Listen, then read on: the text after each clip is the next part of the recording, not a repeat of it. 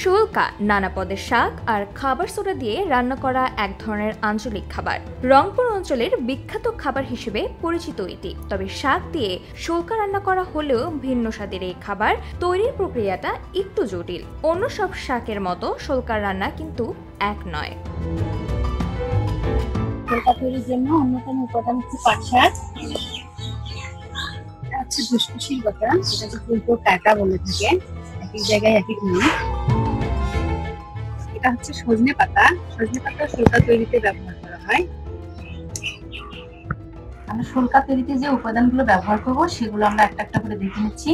এটা হচ্ছে কচু পাতা, কুশির পাতা যেটাকে আমরা কায়তাও বলি, এটা হচ্ছে চাম ঘাসের পাতা, এটা হচ্ছে পাট শাকের পাতা, আর এটা হচ্ছে পুঁই শাকের পাতা, আর এটা হচ্ছে সজনে পাতা। আমরা মোটামুটি অনেকগুলো উপাদান নিয়ে এসেছি শুল্কা তৈরির জন্য। এগুলো দিয়ে আমরা এখন শুল্কা তৈরি করব।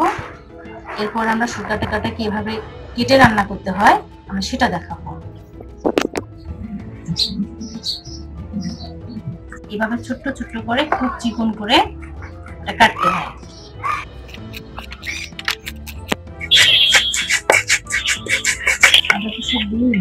চুলায় বসিয়ে দিয়েছি, এখন আমরা উপাদানগুলো এক এক করে এখানে দেব।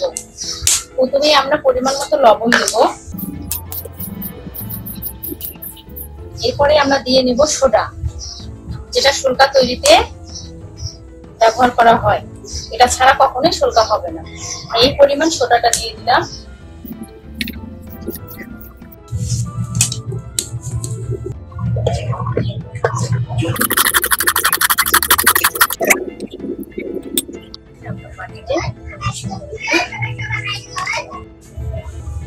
আমাদের গ্রামের ঐতিহাসিক শুল্কা তৈরি হয়ে গেছে।